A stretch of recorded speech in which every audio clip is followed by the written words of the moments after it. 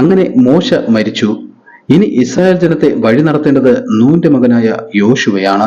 ദൈവത്തിന്റെ കൽപ്പന പ്രകാരം മോശ മരിക്കുന്നതിന് മുമ്പ് യോശുവയുടെ തലയിൽ കൈവച്ച് അനുഗ്രഹിച്ചാണ് ഇസ്രായേൽ ജനത്തിന്റെ നിയന്ത്രണം ഏൽപ്പിച്ചു കൊടുക്കുന്നത്. യോർദാനക്കരെ മോവാബ് സമഭൂമിയിൽ പാളയം പിടിച്ചിരിക്കുന്ന ഇസ്രായേൽ ജനത്തെ ഇനി നയിക്കേണ്ടത് യോശുവയാണ്. അതുകൊണ്ട് തന്നെ കർത്താവായ യഹോവ യോശുവയ്ക്ക് പ്രത്യക്ഷനായി.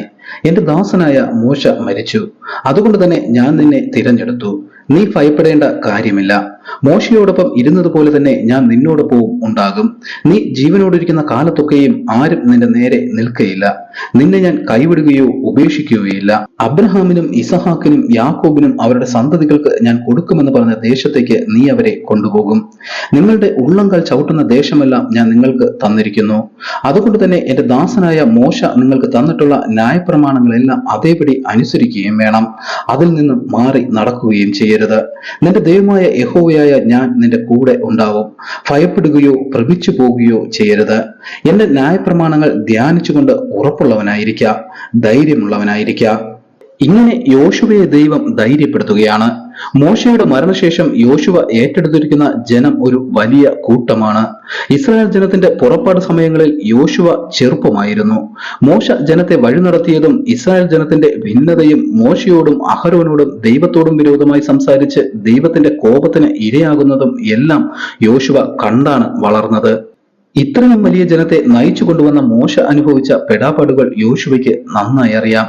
ആ ജനത്തിന്റെ നിയന്ത്രണം ഏറ്റെടുത്ത യോശുവ ജനത്തെ കണ്ട് പരിഭ്രമിക്കാതിരിക്കുവാനാണ് കർത്താവായ യഹോവ യോശുവയ്ക്ക് ധൈര്യം കൊടുക്കുന്നത്. അങ്ങനെ യോശുവ ജനത്തെ നയിക്കുവാൻ തയ്യാറായി. യോശുവ ഇസ്രായേൽ ജനത്തിന്റെ പ്രമാണികളോട് നിങ്ങൾ എല്ലാ ജനങ്ങളോടും ഭക്ഷണ സാധനങ്ങൾ ഒരുക്കിക്കൊള്ളുവാൻ പറയുക എന്നാണ് പറയുന്നത്. ഇനി നമുക്ക് കടക്കുവാനുള്ളത് യോർദാൻ നദിയാണ്. അതുകൊണ്ട് തന്നെ യോശുവ 3 ദിവസത്തെ സമയം കൊടുക്കുന്നത് നമുക്കിവിടെ കാണുവാൻ സാധിക്കും. 3 ദിവസം കഴിഞ്ഞ് യോർദാൻ കടക്കേണ്ടത് കൊണ്ട് ഭക്ഷണ സാധനം ഒരുക്കുവിനെന്ന് ജനത്തോട് കൽപ്പിപ്പാൻ പ്രമാണിമാരോട് പറഞ്ഞതിന് ശേഷം യോശുവ രൂബേൻ ഗോത്രത്തെയും ഗാദ്യരെയും മനശ്ശെയുടെ പാതി ഗോത്രത്തെയും വിളിച്ചു. ഈ 3 ഗോത്രക്കാരും മോശയ്ക്ക് ഒരു വാക്ക് കൊടുത്തിട്ടുണ്ടായിരുന്നു. ഇസ്രായേൽ ജനം മോവാബിൽ എത്തുന്നതിന് മുന്നേ തന്നെ നിരവധി രാജ്യങ്ങളിലെ രാജാക്കന്മാർ ഇസ്രായേൽ ജനവുമായി യുദ്ധം ചെയ്യുകയും ആ രാജാക്കന്മാരെയെല്ലാം ഇസ്രായേൽ സംഹരിക്കുകയും ആ രാജ്യങ്ങൾ പിടിച്ചെടുക്കുകയും ചെയ്തിട്ടുണ്ടായിരുന്നു. എന്നാൽ ദൈവം ഇസ്രായേൽ ജനത്തിന് നൽകുമെന്ന് പറഞ്ഞ ദേശം യോർദാന് അക്കരെയാണ്. ഇസ്രായേൽ ജനം പിടിച്ചെടുത്ത് ചുട്ടുകളഞ്ഞ പട്ടണങ്ങൾ യോർദാന് ഇക്കരെയും. മോശ ദൈവത്തിന്റെ ആജ്ഞ അനുസരിച്ച് കാനാൻ ദേശം പിടിച്ചെടുക്കുവാൻ യോർദാൻ അക്കരെ പോകുവാൻ ജനങ്ങളോട് കൽപ്പിച്ചപ്പോൾ രൂബേന്യരും ഗാദ്യരും തങ്ങളെ യോർദാൻ അക്കരെ കൊണ്ടുപോകരുത് എന്നാണ് മോശയോട് പറയുന്നത്. അതിന് കാരണവുമുണ്ട്. രൂബേന്യർക്കും ഗാദ്യർക്കും ആടുമാടുകൾ ധാരാളമുണ്ട്. മറ്റ് ഇസ്രായേൽ ഗോത്രങ്ങൾക്ക് ഉള്ളതിനേക്കാളും കൂടുതൽ ആടുമാടുകൾ ഉള്ളത് ഇവർക്കാണ്. ഇസ്രായേൽ പിടിച്ചെടുത്ത ദേശമെല്ലാം ആടുമാടുകൾക്ക് മേഞ്ഞു നടക്കുന്നതിന് പറ്റിയ വലിയ പ്രദേശങ്ങളും നിറയെ സസ്യങ്ങളും പുൽച്ചെടികളും നിറഞ്ഞ സമ്പുഷ്ടമായ പ്രദേശം. അതുകൊണ്ട് തന്നെ ആ പ്രദേശങ്ങൾ തങ്ങളുടെ ആടുമാടുകൾക്ക് പറ്റിയ സ്ഥലമാകിയാൽ ആ പ്രദേശം തങ്ങൾക്ക് അവകാശമായി കൊടുക്കണമെന്നാണ് മോശയോട് പറയുന്നത്. എന്നാൽ രൂബേനരുടെയും ഗാദ്യരുടെയും വാക്ക് കേട്ട മോശ അവിടെ കോപപ്പെടുകയാണ് ചെയ്യുന്നത്. നിങ്ങളുടെ സഹോദരങ്ങൾ യുദ്ധത്തിന് പോകുമ്പോൾ നിങ്ങൾ ഇവിടെ സുഖിക്കുവാനിരിക്കുകയാണോ എന്നാണ് ചോദിക്കുന്നത്. ദൈവം ജനത്തിന് കൊടുത്ത ദേശത്തേക്ക് അവരെ പ്രവേശിപ്പിക്കാതിരിക്കുവാനാണോ നിങ്ങൾ ശ്രമിക്കുന്നത്? അവരുടെ ധൈര്യം ഇല്ലാതാക്കുവാനാണോ നിങ്ങൾ ശ്രമിക്കുന്നത്? നിങ്ങളുടെ പിതാക്കന്മാരെ ഞാൻ ദേശം ഉറ്റുനോക്കുവാൻ വിടുകയും അവർ മടങ്ങി വന്ന് ജനത്തെ അധൈര്യപ്പെടുത്തുകയും ചെയ്തതിനാൽ ദൈവത്തിന്റെ കോപം ജ്വലിച്ച് ആ തലമുറയിലെ കാലേബും യോശുവയും ഒഴികെ മറ്റാരെയും വാഗ്ദത്ത ദേശത്തേക്ക് പ്രവേശിപ്പിച്ചിട്ടില്ല. അവർ ചെയ്ത പാപത്താൽ 40 വർഷമാണ് മരുഭൂമിയിൽ അലഞ്ഞു തിരിഞ്ഞ് നടന്നത്. ഇപ്പോൾ നിങ്ങളും അതുപോലെ ചെയ്യുവാൻ പോവുകയാണോ എന്നാണ് മോശ ചോദിക്കുന്നത്. എന്നാൽ അവിടെ രൂബേൻ ഗോത്രവും ഗാദ്യ ഗോത്രവും പറയുന്നത്, ഈ ദേശത്ത് ഞങ്ങൾ ഞങ്ങളുടെ ആടുമാടുകൾക്ക് തൊഴുത്തുകൾ പണിയുകയും ഞങ്ങളുടെ കുഞ്ഞുകുട്ടികൾക്ക് ഉറപ്പുള്ള പട്ടണങ്ങൾ പണിയുകയും ചെയ്യും. ഞങ്ങളുടെ കുഞ്ഞുകുട്ടികൾ ഈ ദേശത്ത് ഉറപ്പുള്ള പട്ടണങ്ങളിൽ കഴിയട്ടെ. എന്നാൽ ഞങ്ങൾ ദൈവം നൽകുമെന്ന് വാഗ്ദത്തം ചെയ്ത ദേശം മുഴുവൻ ഇസ്രായേൽ ജനം കൈയെടുക്കുകയും അവർ സ്വസ്ഥമായി തീരും വരെയും അവരുടെ മുന്നിൽ തന്നെ ഉണ്ടാകും. ഇസ്രായേൽ ജനം യോർദാനക്കരെ അവരവരുടെ അവകാശങ്ങൾ നേടിയെടുക്കും വരെയും അവർക്ക് വേണ്ടി ഞങ്ങൾ യുദ്ധം ചെയ്യും. നീ ഞങ്ങൾക്ക് ഈ ദേശം നൽകുന്നത് കൊണ്ട് യോർദാനക്കരെ ഞങ്ങൾ അവകാശം ചോദിക്കുകയുമില്ല. മുഴുവൻ ഇസ്രായേൽ ജനത്തിനും അവരവരുടെ അവകാശം ലഭിച്ചതിനു ശേഷം മാത്രമേ ഞങ്ങൾ ഞങ്ങളുടെ കുഞ്ഞുകുട്ടികളുടെ അടുത്തേക്ക് മടങ്ങി വരികയുള്ളൂ.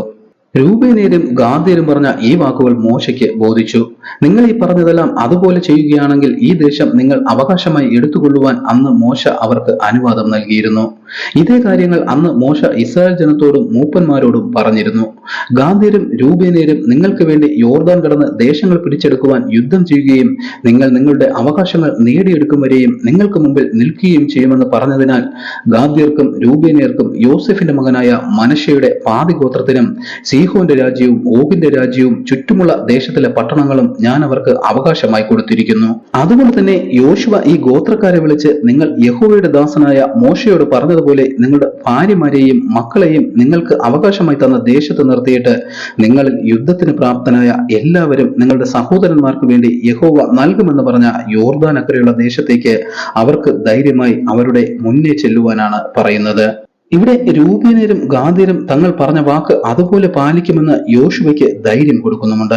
ഞങ്ങൾ നിന്റെ വാക്ക് അനുസരിക്കുമെന്നും ദൈവം മോശയോടുകൂടെ ഇരുന്നതുപോലെ നിന്നോടുകൂടെയും ഇരുന്നാൽ മതി എന്നാണ് അവർ യോശുവയ്ക്ക് ധൈര്യം നൽകുന്നത്. ആരെങ്കിലും നിന്നെ അനുസരിക്കാതെയോ നിന്റെ കൽപ്പനകൾക്ക് കീഴ്പ്പെടാതെയോ ഇരുന്നാൽ അവൻ പിന്നെ ജീവിച്ചിരിക്കില്ല എന്നുള്ള ഉറപ്പും യോശുവയ്ക്ക് നൽകുന്നുണ്ട്. അങ്ങനെ ദൈവം നൽകുമെന്ന് പറഞ്ഞ ദേശം പിടിച്ചെടുക്കുന്നതിനായി യുദ്ധത്തിന് ജനം തയ്യാറായി. ഇനി ആ ദേശത്തിലെ ഇപ്പോഴത്തെ അവസ്ഥ എന്താണ് എന്ന് അറിയുകയാണ് വേണ്ടത്. അതിനായി യോശുവ 2 ചാരന്മാരെ യെരിഹോ പട്ടണത്തിലേക്ക് അയക്കുകയാണ് ചെയ്യുന്നത്.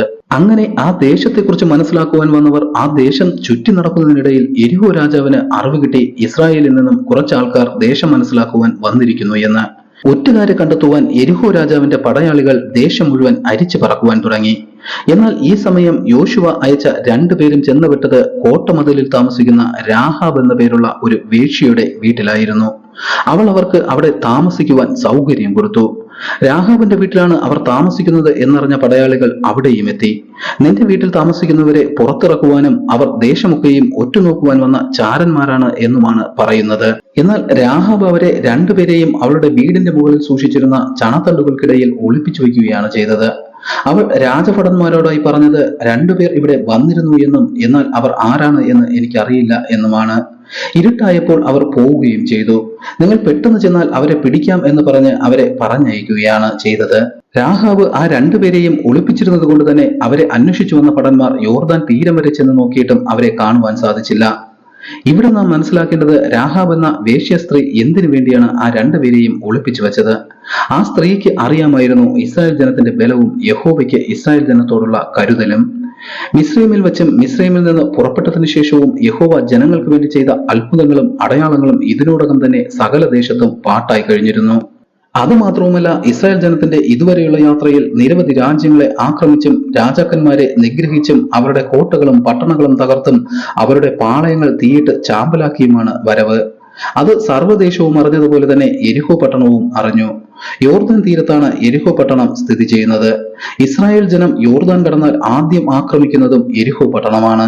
അതുകൊണ്ട് തന്നെ ആ ദേശത്തിലെ ജനങ്ങളെല്ലാം തന്നെ ഇസ്രായേൽ ജനത്തെ ഭയപ്പെട്ടാണ് ഇപ്പോൾ അവിടെ ജീവിക്കുന്നത്. ഏത് നിമിഷവും ജനം അവിടേക്ക് പ്രവേശിക്കുമെന്നും അവരെ ആക്രമിച്ച് ആ ദേശത്തിൽ നിന്നും നീക്കിക്കളയുമെന്നും അവർക്ക് അറിയാം.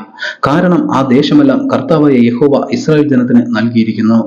അതുകൊണ്ട് തന്നെ ഒരാൾ പോലും അവശേഷിക്കാതെ അവർ നശിപ്പിക്കുകയും ദേശം പിടിച്ചെടുക്കുകയും ചെയ്യും.